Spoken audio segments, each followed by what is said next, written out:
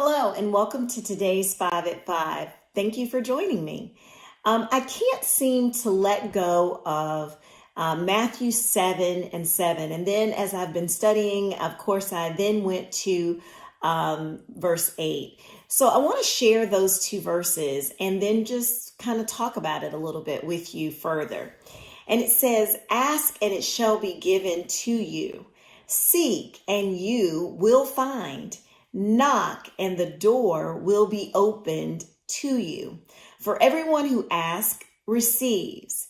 The one who seeks finds, and to the one who knocks the door will be opened. Which of you, if your son asks for bread, will you give him a stone? Or if he asks for a fish, will you give him a snake? If you then, though being evil, know how to give good gifts to your children, how much more will your Father in heaven give good gifts to those who ask him?" I love these two verses. A couple of things stand out to me. So for example, we see in verse 7, ask, seek, knock. These are things that we have to do. This requires effort on our part. We have to ask, open our mouth and ask. And I thought about that. Why don't we ask? And I believe it's because when we ask for something, we have to humble ourselves. We have to lay pride aside.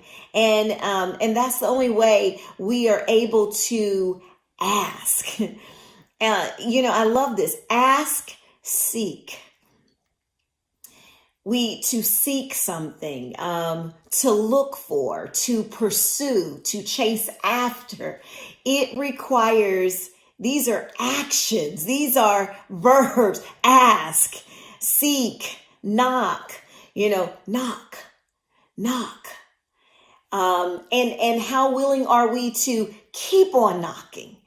But all of these require effort on our part, and humility is needed, a heart that recognizes our great need, a heart that recognizes that God is the one that can provide for us, that will provide, that is our source. It requires us understanding where our help cometh from. And so it's really interesting. I asked myself as I was looking at this, why don't we ask? Why don't we ask? Why don't we seek? Why don't we knock? And the thing that came to me is that I think sometimes, I don't know about for you, but for me, sometimes I don't ask because maybe what I'm asking for seems so big that maybe, I don't maybe have the confidence to ask God, because maybe I've minimized him and maybe I've put him on my level, which is so insufficient. Maybe I've brought him down instead of looking at him high and lifted up and recognizing that he's the one that created everything. Why don't I ask for those things that I consider big?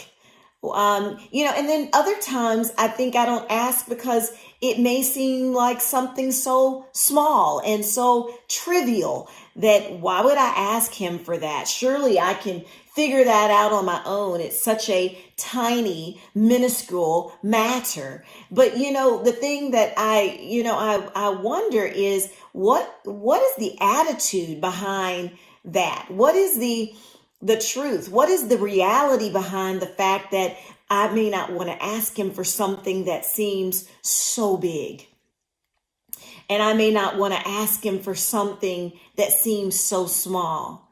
I see doubt in not asking him, doubting that he can do exceedingly and abundantly above all I can ask, think, or imagine, according to the power that worketh in me. I'm doubting. And here's the other doubt, doubting that he can. And then when it's something so tiny, maybe doubting that he cares about even something so tiny, or, why take that to him?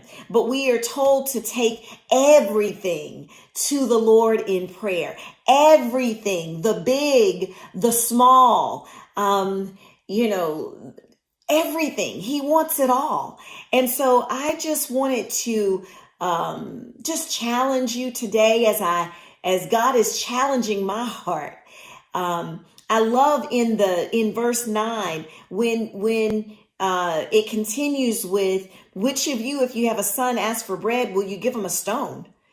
Of course not. Or if he asks for fish, you give him a snake. We would never do that, right? To our own children. But then if we know how to give good gifts to our children, even though we are so imperfect, then how much more will our Father give us who ask him? Again, we see the word ask. What is it that you don't have today because you've not asked? And what is it that you're asking, maybe kind of doubting, well, maybe, or maybe not, or, what is it that you're not? Do you trust him to do what he says? Have you minimized him? Have you made him small? Because you've brought him down to your own level. All of these are questions we need to consider and things we need to ponder. But we have a God that promises that he wants to do great things for us. But the question is, what's keeping you from asking? Well, I pray this word has been a blessing to you. And remember, we are blessed to be a blessing. See you next time on the next 5 at 5.